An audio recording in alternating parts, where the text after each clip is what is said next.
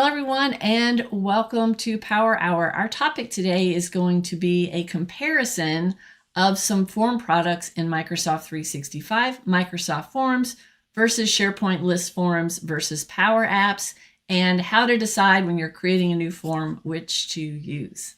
Here's the stinger.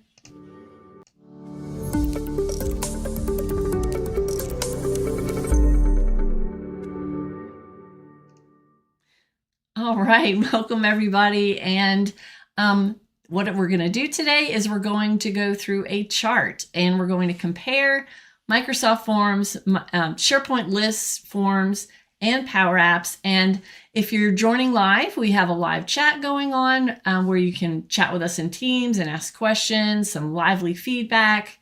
Also, I shared the PDF of the chart that I'll be talking through, and I shared that in Teams.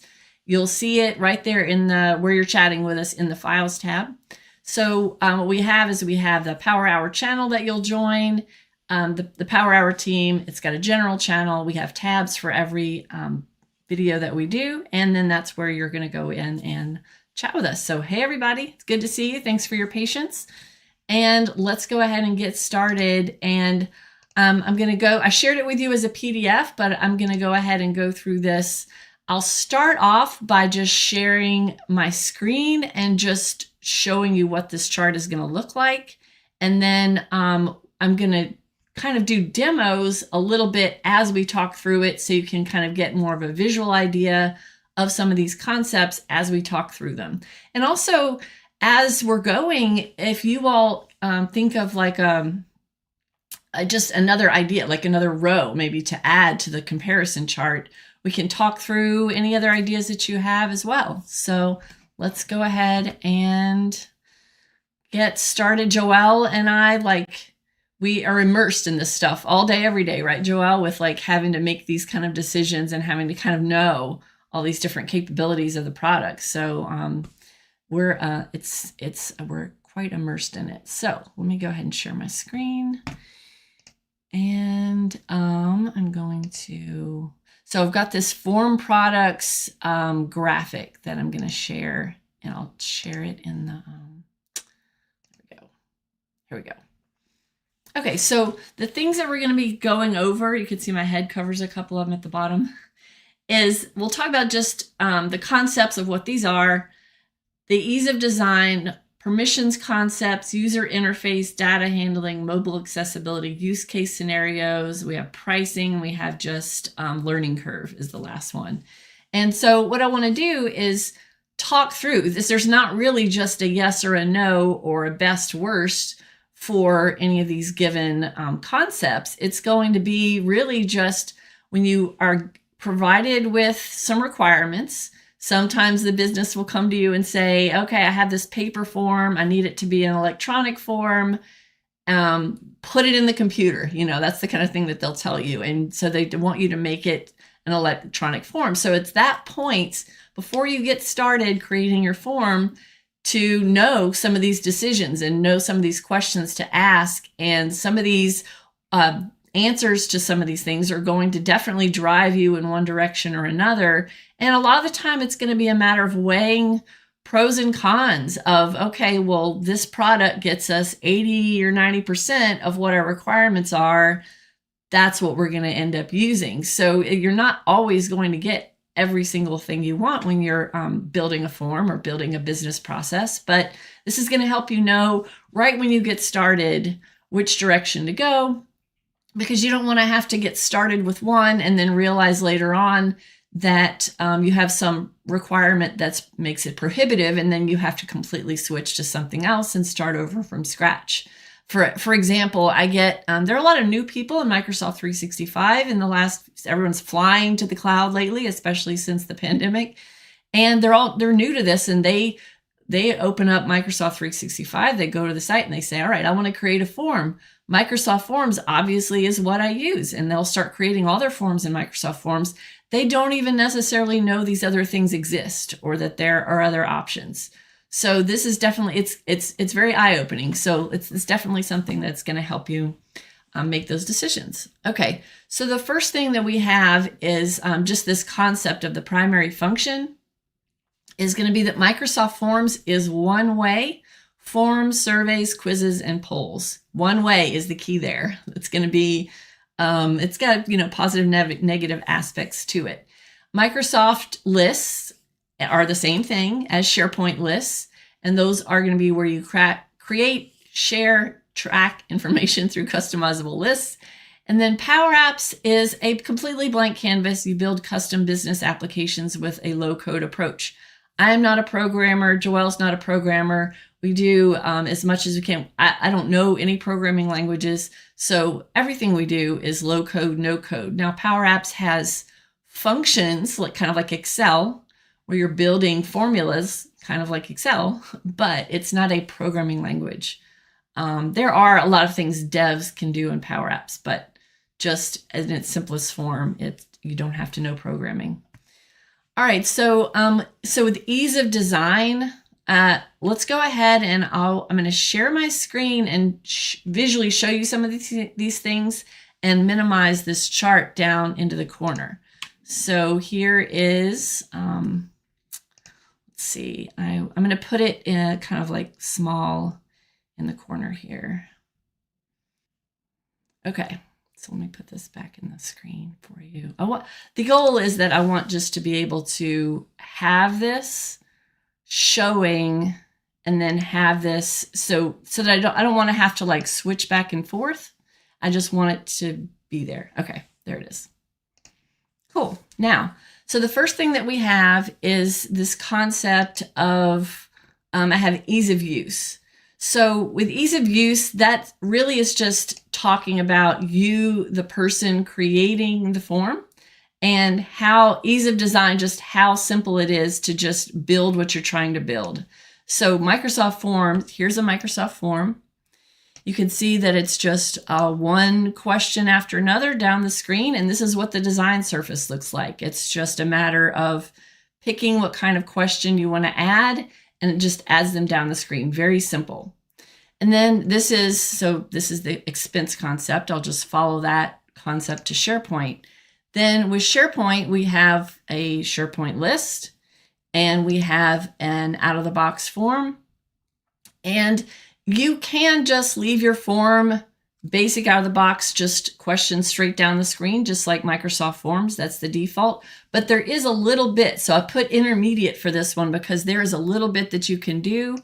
Unfortunately, it involves a little bit of this JSON code, which I don't know very well. So unfortunately, it's got a syntax that you have to follow. So I put that as intermediate because of this right here, and just you have to know how to do this to make the form look in some custom way, like have fields next to each other.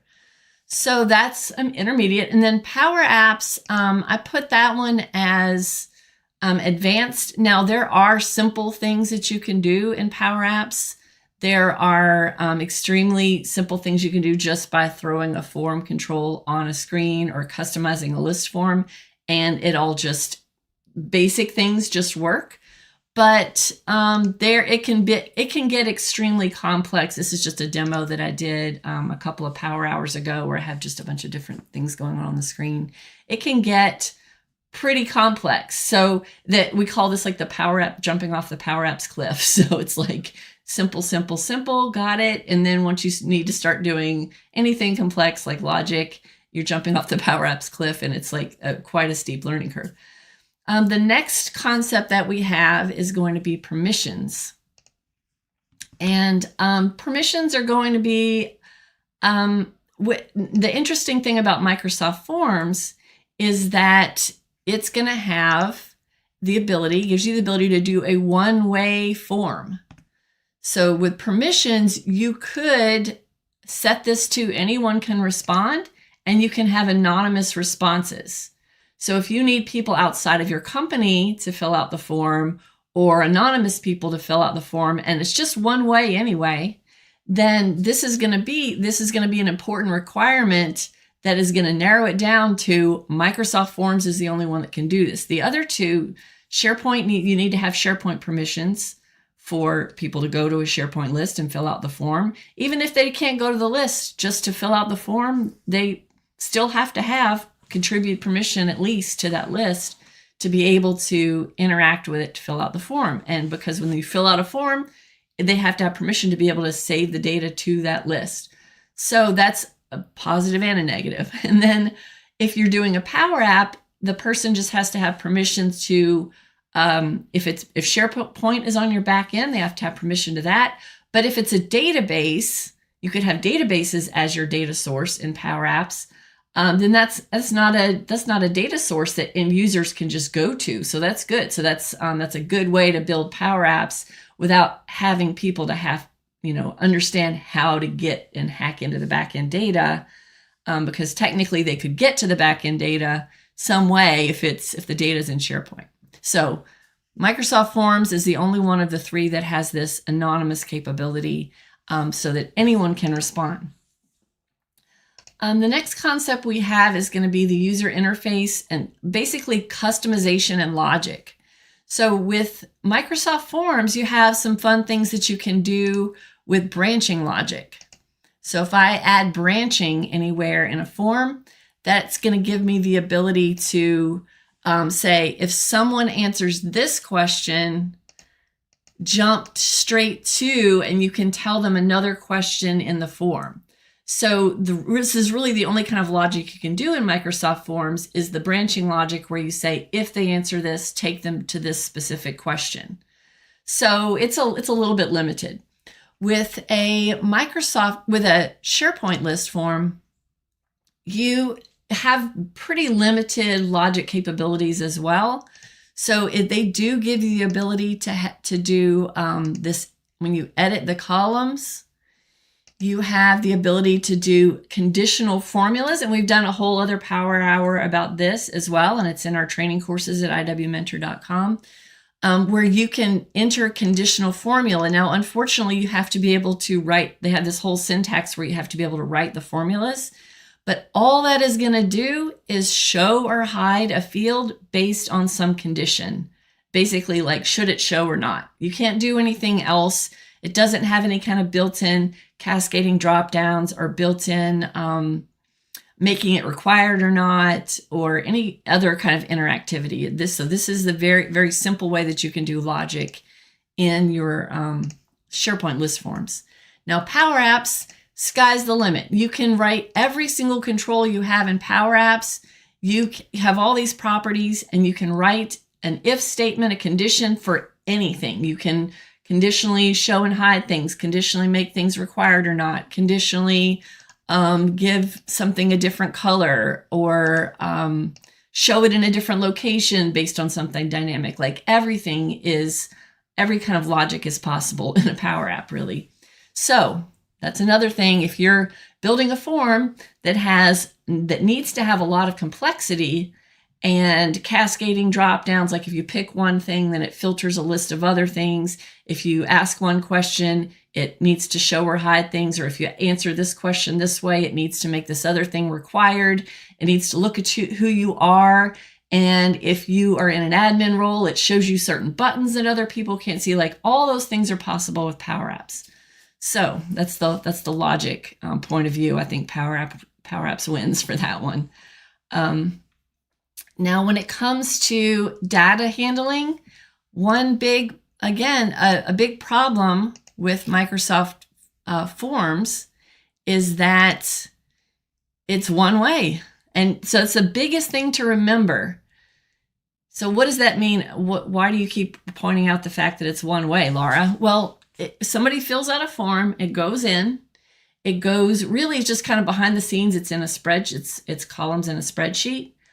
But no one can ever open up this filled out form and make edits to it, or add something, or click an approval button, or change a field, do anything. Once they fill it out and submit, it is gone one way into this repository. Now, what you can do is you can create a Microsoft flow with Power Automate, and you can do logic so that you have a trigger when the form gets filled out, And you can do things like have the data go into SharePoint. You can create a whole SharePoint list. So you're doing the work twice. You're creating all the questions in the form, and then separately you're creating all those same questions in the list. And then you'd have to create a flow and tell each field which column to go to in SharePoint or some other database if you want the data to go in another database. So, and you can make the flow, send an email, do all these additional things that flows can do. But you can't, you can't ever go edit this existing form. Mark's asking, what about a customized list form using Power Apps? So the main thing I'm talking about, Mark, I usually recommend against those, but the main thing I'm talking about, Mark, is the design of the form itself. So with Power Apps, all the things you can do with the form, whether or not it's in a customized list form or it's a standalone, all the functionality and logic and things you can do in the Power App are exactly the same, whether it's on a customized list form or standalone. I have a whole other kind of rant and a Power Hour where we talked about this concept of having a one-way, having like a SharePoint as the back end to this interface in Power Apps where the users only ever go to the Power App and they don't even know about the data in SharePoint. So that's what we do most frequently when we build forms. But either way, when I'm talking about the design and the logic and things, it's the same thing no matter what kind of Power App it is. So, all right, so where was I? Let me see. I was talking about the data. So with SharePoint, the data handling capacity, I put SharePoint list limitations exist. You have these large list concepts. You have delegation errors that you could get in your Power App if you have too many thousands of items in SharePoint and you're trying to display it all in the Power App. Those are all problems you're going to come across. You have lots of other databases that you can use when you use Power Apps, though. You don't have to use SharePoint. And so they're all going to have pros and cons when it comes to dealing with thousands of items and using Power Apps as your front end to wherever that data is. Just keep in mind that if you want the data to go somewhere useful and somebody's filling out a Microsoft form, you're going to have to do double the work because you're going to have to create all the fields in the form and then create them all somewhere else wherever you want the data to go. Now, you could just use a spreadsheet because the data goes straight into a spreadsheet and you could just do everything off the spreadsheet. That's just not usually the most robust business process. I try not to build things based off spreadsheets. All right, so the next concept is going to be mobile accessibility. So I've got, with a Microsoft form, it's just, there's a hyperlink to every form. You can send it to people. They could use it on their phone. That's fine. With SharePoint, you're going to have the SharePoint mobile app. You have a Microsoft Lists mobile app. You have the ability to fill in these forms just directly in the app. The user would just be going to this list and then filling out the form. I don't think this JSON carries over onto the mobile app. I think it's just going to be this straight kind of boring list of fields, just like a Microsoft form. And then Power Apps, you can create an entire mobile app. So you use the Power Apps mobile app on your phone. And then when someone creates a Power App, you'd be able to go on your phone. And from your phone, you'd be able to see a list of all the apps that you have access to and then open them from there, just anything you want to from the Power Apps app. And it just uses your Microsoft 365 credentials. And so organization-wide, apps can be shared organization-wide, apps can be shared with certain groups of people, but they can get to them all just in the Power Apps mobile app. And then with those, they even have offline capabilities that you can program in. So it's not just automatically going to be offline capable. You're going to have to log in, and when you open the data, it's live looking at the data. But if you are a Power App designer and you want it to have offline capabilities, there are certain functions that you can use. It's pretty complex, but there are functions that you can use to make certain parts of that data offline at certain points if you need to. It's all very custom. It's the way you build it when you use those functions. All right, so thanks for all the feedback, guys, and the questions. I love it. Another concept is going to be just the use case. Think about the use case scenarios for these 3 different types of forms. If you have something that's very simple in one way and you just need to collect data from people, that's going to be, or give them a quiz, that's going to be what you're going to use Microsoft Forms for. If you have to define and organize data, set up alerts, collaborate with others, that's going to be SharePoint, because you can have views. You're seeing all the columns here of all the information. You can add things. You can edit items just directly in here. You can create other filtered views to be able to slice and dice information. You can quickly sort. All the sorting and filtering is just built in. So you can do any of that you want. You can edit in grid view, which gives you the ability to just type things directly here on the screen. And then, it all just works. As soon as you create your list, you don't even have to do anything custom to create a form. It's just going to have a form and you just take it and run with it. So that's definitely, when you think about slicing and dicing and sorting and filtering and all the columns, and people needing to not only be able to add things, but have this interactivity with this list of data, that's a good reason to set up SharePoint. And then you also have anybody can go in here and just set up their own alerts to let them know about changes and additions being made. And that's all just built in. So the first 2, Microsoft Forms here and this SharePoint list, they can be pretty quick for you, the designer, to set up. You just set it up, you say, here you go, end users, go for it, and they can take it and run with it. And you don't have to spend a lot of time on it. You don't have to. But with Power Apps, you can go from very simple data forms to very complex, feature-rich applications. And you are going to be doing hours worth of work. So, I mean, yeah, that's Power Apps are extremely customizable, but for you, the designer, you are definitely going to be doing way more work, spending a lot more time on it than you would with those other 2. Now, of course, with this SharePoint list, you could spend a little bit of time like doing this JSON code and getting things lined up just the right way, but that's nowhere near like the amount of time you'd be spending customizing a Power App and going here and arranging everything and creating logic in your form and creating all the screens. And it's just very time consuming. And it's also, it's the steep learning curve too. So you spend all the time learning it and then you spend a lot of time building them, but it gives you completely custom apps.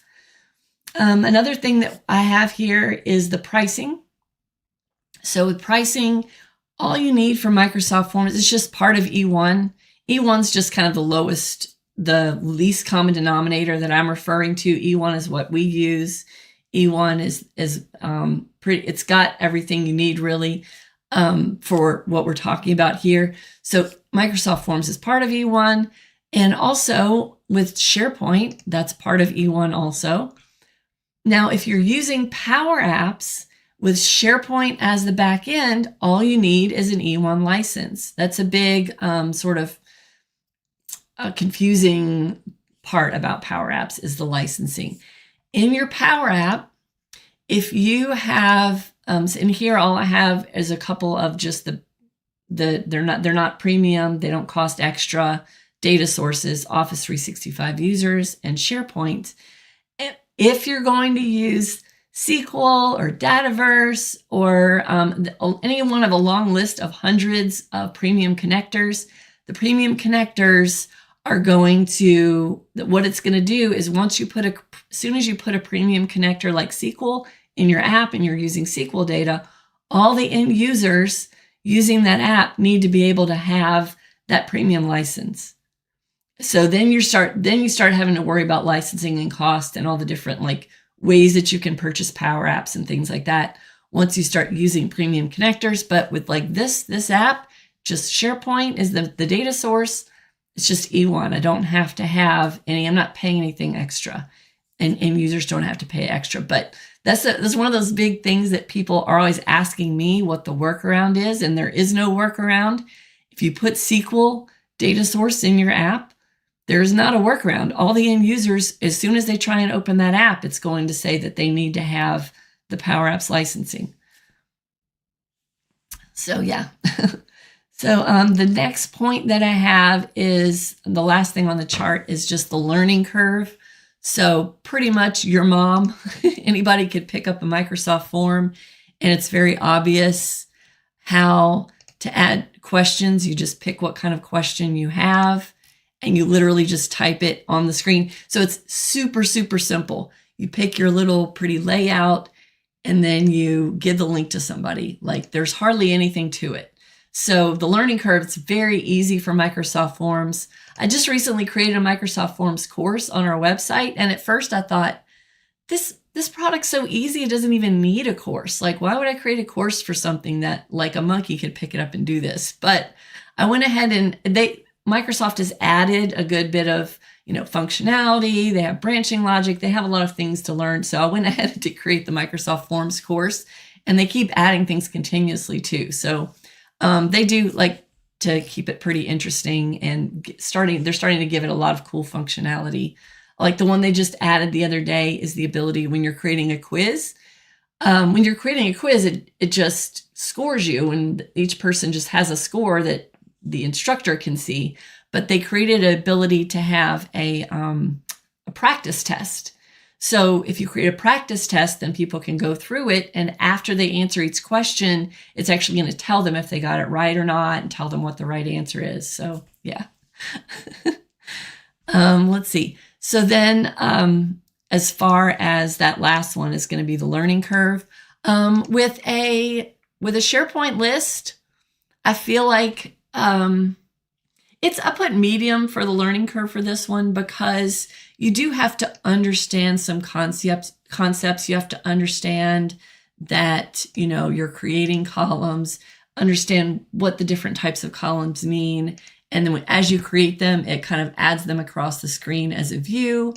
But you can also just, when you hide them, you're not deleting the columns. You're just you have just a certain view where you're just not looking at those columns. So concepts like that, and then concepts like if you want to be able to customize this form and rearrange the fields and things like that. You do kind of have to learn how to do those things. They're not like overly obvious like they are with Microsoft Forms. And then with Power Apps, it's like I mentioned, it's got a very high learning curve. It's got a steep learning curve. There are some basic things that you can do. Like if you go into a SharePoint list and you click to customize the form with Power Apps, it just creates a form, generates it for you, creates it as a Power App. It all just works. It's very simple, but that's the simple part. So it's created this Power App form for you, but then that's the thing, is as soon as you want to start changing the way it looks, rearranging things, adding logic, especially adding multiple screens and different functionality, that's where that steep learning curve comes into play. Yes, Lisa, I think there is a premium version of Microsoft Forms. I don't know anything about it, though. I've never tried it. So yeah, I would think that one of the biggest requests that does not exist in Forms is the ability to have any information pre-populated in here, like passing a query string to be able to say, like automatically have the person's name and department or today's date, things filled out for them dynamically from a query string. That doesn't exist in this version. So I would think that would be something that the premium version, that would be the biggest thing I would think of that they would have in it, but I don't know. I'm not sure. Joelle, did you notice any questions that I haven't tackled yet? Let's see. Joelle's really busy. Can you hear me? Yeah, I can hear you.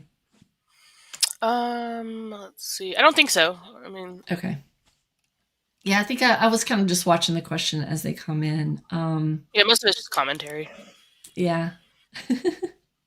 Okay. Let's see. Lisa's asking about email addresses being case sensitive. Well, things in Power Apps are case sensitive. So one of the common things that I do with a Power App is to capture like who the logged in user's email address, what that is when they open the app. But you're right. So it depends on how you obtain it, and it's going to have different case in it. Like it might be all lowercase. It might have like title case or something like that. But some of that is going to be based on how your engineers put it into Azure, and different companies all, like I've seen that all be set up in different ways. So yeah, that's kind of we'll save that for another day, Lisa, the concept of like how to compare email addresses. But yeah, that's definitely something I've come across in Power Apps. Let's see what else.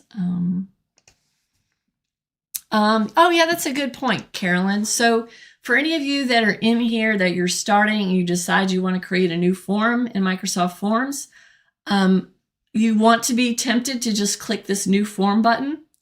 But what I highly recommend is to create it in a Microsoft 365 group. So you can see that I've got a couple of Microsoft 365 groups that I'm a member of.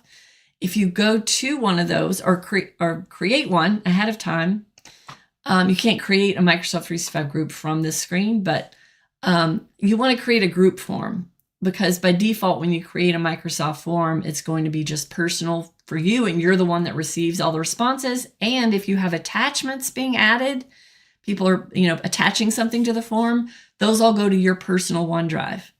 So that is a good point, Carolyn, for me to bring up to people. If you create a group form, other people can share and work on design the form together and get the responses. They can all get the responses. And then also any attachments people attach to the form are going to go into that SharePoint site and not to your own personal OneDrive.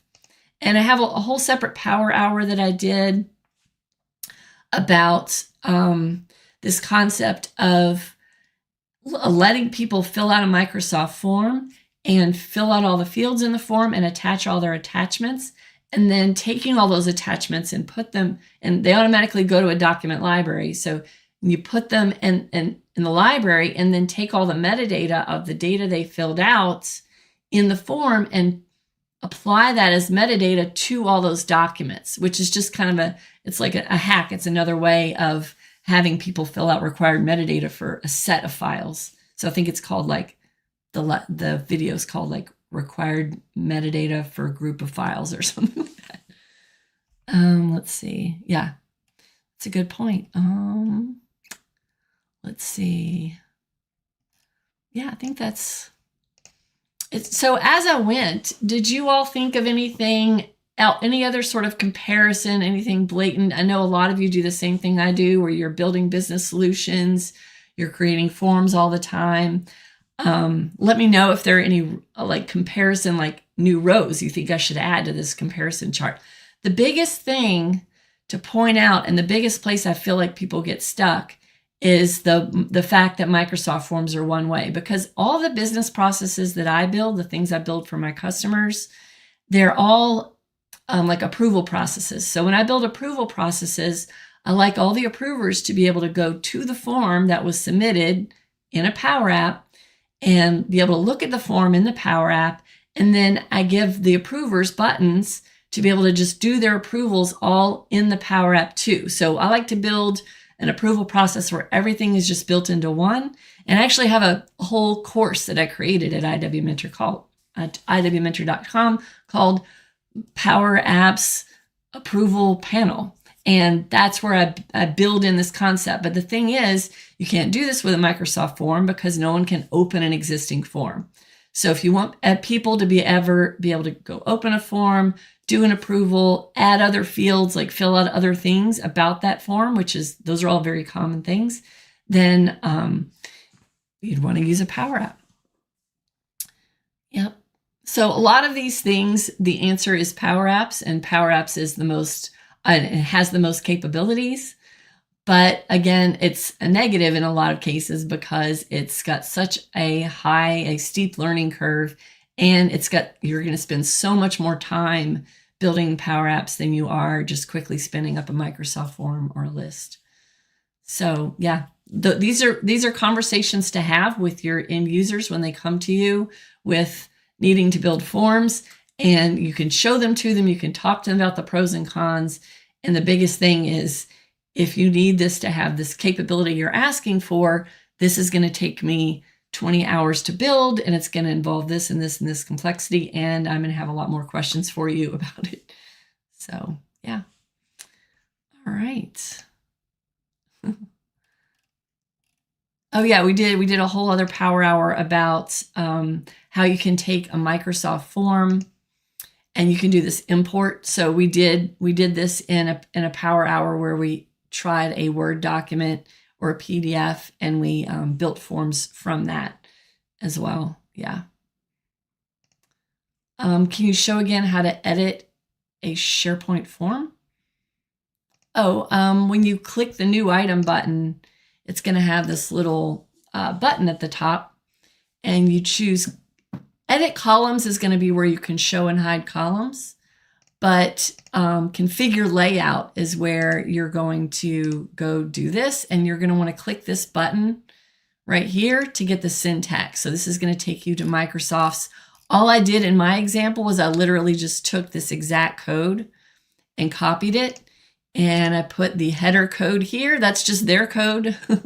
And then I just changed it to say expense report at the top. I changed the text to say expense report right here. And then like if you open an existing item, it says expense report Atlanta, like it says the name of the thing. So it's got some dynamic information in there. And then this middle section, we did a whole power hour about this, by the way, a couple of years ago, about these custom SharePoint list forms. And this is where you define your sections. So you give them names, but then Microsoft has that all here. So it's your header, footer, and then here's how to do the body. You just copy their code, and then you put the names of your fields. So you could give each section a title like that, and then you put the names of whatever your fields are with commas between them. Yeah. Can you do a SharePoint form in a library? Ooh, I don't think that they've added that yet.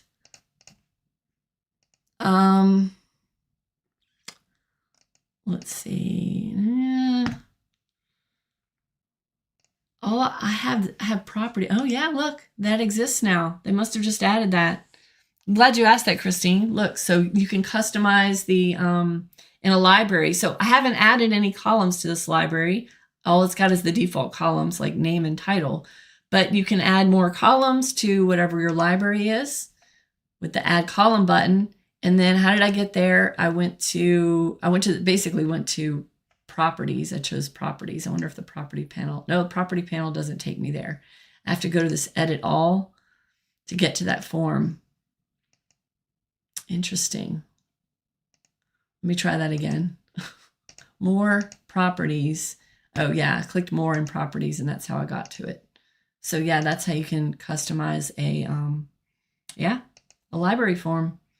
It's about time. Cool. I'm glad we can do that now. Okay, well, I'm going to go ahead and wrap it up. I was trying to keep it short and sweet and just get that quick comparison out to you all. Let me go ahead and switch back. Joelle, I'm going to put us back on the big screen. So yeah, so thanks everybody. It's really good getting your feedback, and it's good kind of chatting through these things and see what some of the common questions are. And hopefully you all can take this chart and use it. And, you know, each time you have a new form to build, think about, especially the biggest two are going to be that one-way form concept.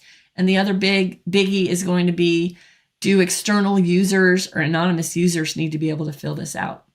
And Microsoft Forms is going to be the only one of those three that will allow anonymous. So, all right, well, I'm going to go ahead and wrap it up, and check out iwmentor.com and click the schedule button to see when the next power hour is going to be.